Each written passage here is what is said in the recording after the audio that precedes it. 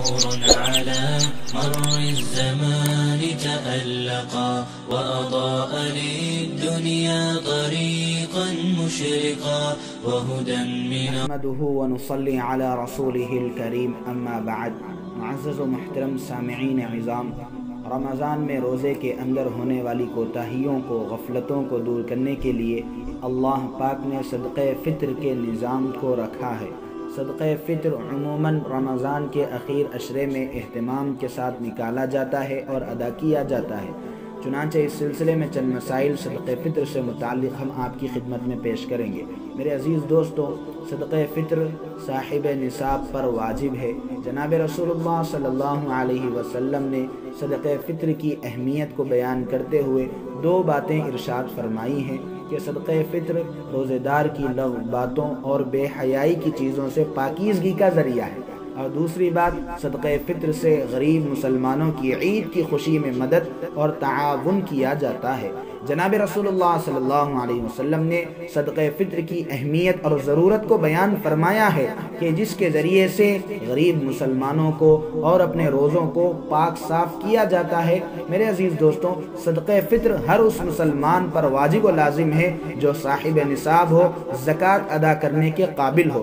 صدقہ فطر جس طرح بڑے کے اوپر واجب ہے، اسی طرح چھوٹوں کی جانب سے بھی صدقہ فطر ان کے سرپرستوں اور ان کے والدین کو نکالنا لازم ہے کہ اپنی ماتحت چھوٹی اولاد کی طرف سے بھی صدقہ فطر نکالنا چاہیے. چھوٹی اولاد چاہے عقل مند ہو یا غیر عقل مند، پاگل یا مجنون ہو، صدقہ فطر نکالنا چاہیے.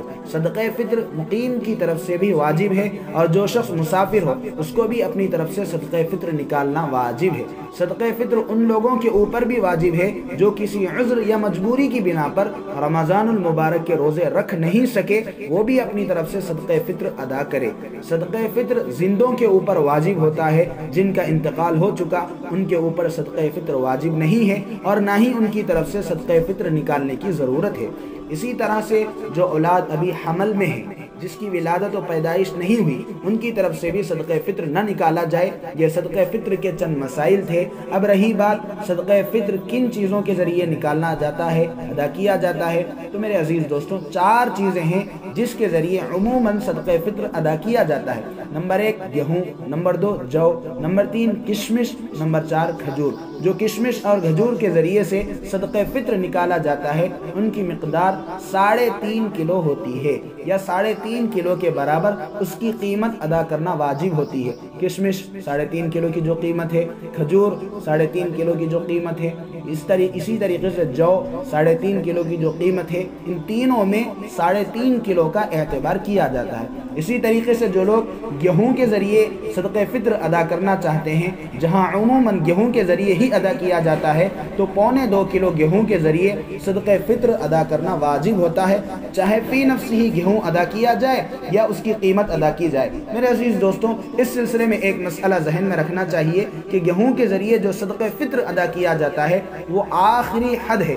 اللہ پاک نے جس کو جتنی حیثیت دی ہے، جس کو جتنی وسعت و گنجائش دی ہے، جتنی فراوانی دی ہے، وہ اپنی حیثیت کے مطابق صدقہ فطر ادا کرنے کا اہتمام کرے. یہ لازم نہیں ہے کہ صرف گیہوں کے ذریعے صدقہ فطر ادا کیا جائے.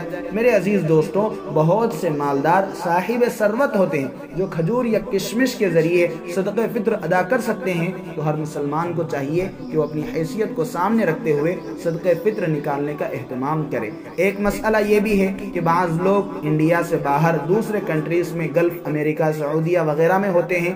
ان کی طرف سے جو صدقہ فطر ادا کیا جاتا ہے وہ وہیں کے حساب سے، یعنی وہاں کی قیمت کے اعتبار سے ادا کیا جائے. یہی بہتر اور مناسب ہے. جس مقام پر جو بندہ رہتا ہو وہیں کے حساب سے، وہیں کی قیمت کے مطابق صدقہ فطر ادا کرنا چاہیے. اللہ سے دعا ہے کہ اللہ پاک ہم سب کو دینی شعور عطا فرمائے اور ہم سبھی کو